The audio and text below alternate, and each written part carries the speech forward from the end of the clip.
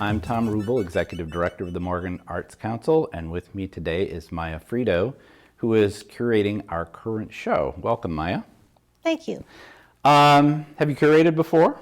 No, this is the first time. And you're in the middle of it right now, I understand. I am. How's it going? It's going very well. I'm close to completion. The show is a holiday show. Yes. And in the process of putting this together, your first experience as a curator, what were you thinking of when you sort of created it? Well, I've worked retail for quite a number of years, so I wanted it to be a happy, cheerful, colorful show, and to piece together different artists that bring in those aspects. You're an artist as well. Yes. And your art is? I am basically a wire work artist. Most of my work is in the form of jewelry, sterling silver, a little bit of gold. I love working with crystals, but I always tell folks I can wrap pretty much anything. So if you have glass or pieces of pottery.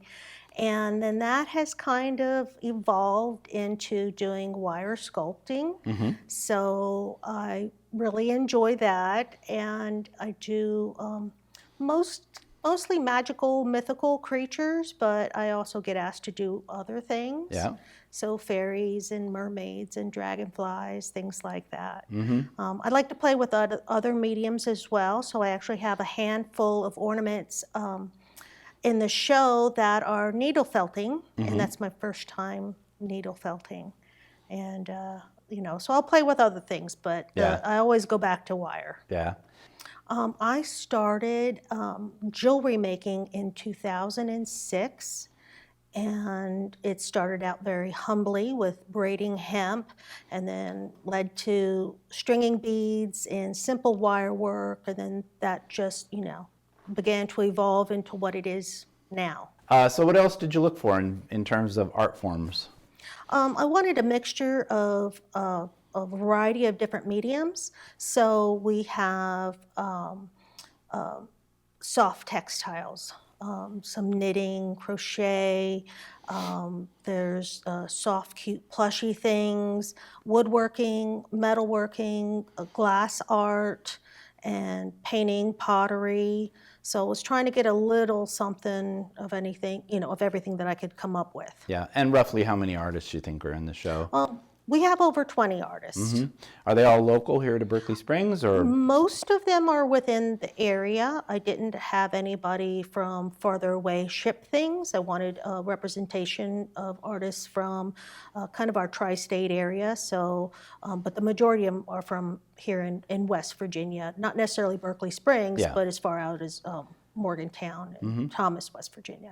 The holiday show is always a show for basically for a gift show. I always sort of look at it as a gift show in terms of people can come in, they'll find creative and fun and exciting gifts for the holidays. There are several pieces that are beautiful pieces of artwork that are higher end. Would be really nice to receive something like that as a gift too. Maybe somebody will get me one.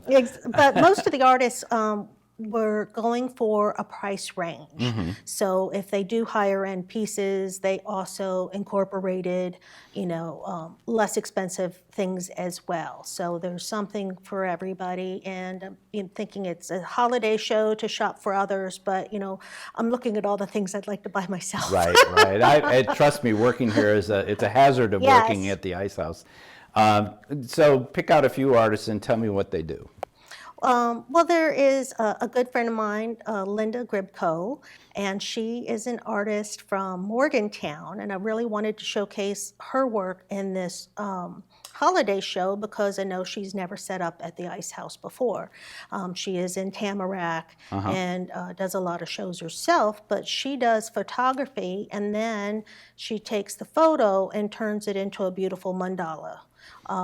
And she has framed prints and unframed prints and cards, and her work is just really lovely.